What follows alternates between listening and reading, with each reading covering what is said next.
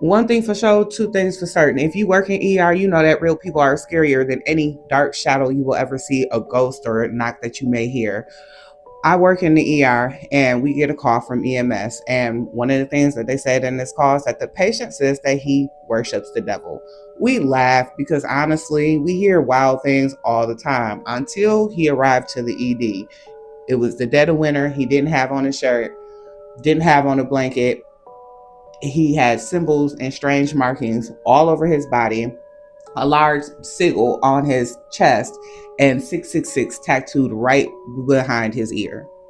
So I'm looking at him and I start the triage questions because we're professionals, right? Do you have any allergies? He said, the only allergy I have is to God and the prophetic word. No allergies. Have you traveled outside the country in the last 30 days? He looked me straight in the face and said, I've been to the depths of hell and I came back. I'm like, any COVID exposure? COVID won't come near the devil. At that point, triage just felt off. Like it was hard to get through. I finished what I could and I stepped away. And as I walked away, he said, Yo, B, you bought those angels near me and now I'm itching. Now I look back and he was like making an itching movement, but I didn't think anything of it. I just kept on walking because not my responsibility at this point. So the nurse goes over to start the IV so we could do a workup because clearly we are about to send this patient to psych. Like if you come in and you progressively just show us like, hey, we having psych issues, we send you to psych because we want you to get evaluated. We don't want you to go out here and hurt yourself or anyone else. So when the nurse started this IV on the patient and our IVs don't occlude, the blood came out and he took his finger and cleaned up some of the blood with his finger and then proceeded to lick it off.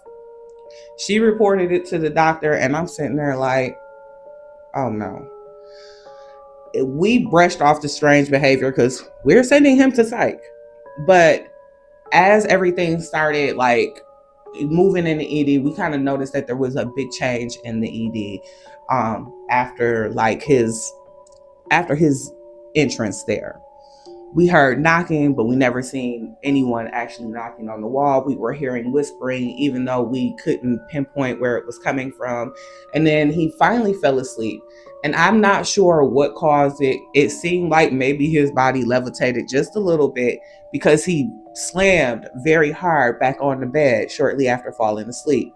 He woke up and he gasped. He said, I am the devil. I embodied the light. At that moment, he had a bed ready for psych. Security was coming back to escort us over to the unit. And I've never been so happy to see